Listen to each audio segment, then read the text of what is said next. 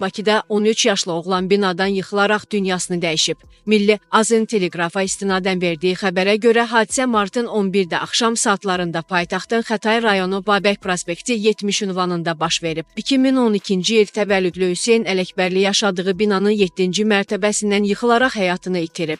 Mərhumun babası Ədalət Tanrıverdiyev bildirib ki, hadisə baş verən gün nəvəsi oruc tutubmuş.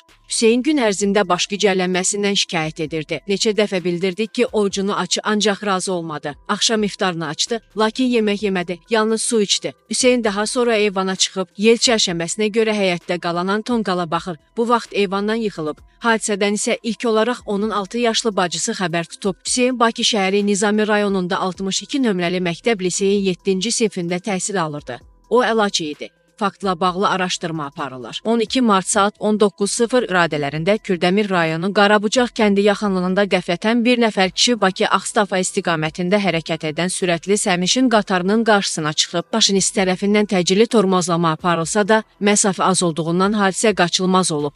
Həmin şəxs aldığı xəsarətdən dünyasını dəyişib. Adi mərhumun ailəsinə dərin hüznlə başsağlığı verir və bir daha insanlara çağırış edərək onları dəmiryol xətlərini yalnız müəyyən olunmuş yer və piyada keçidlərindən keçməyə, həyatlarını riskə atacaq hərəkətlərdən çəkinməyə çağırır.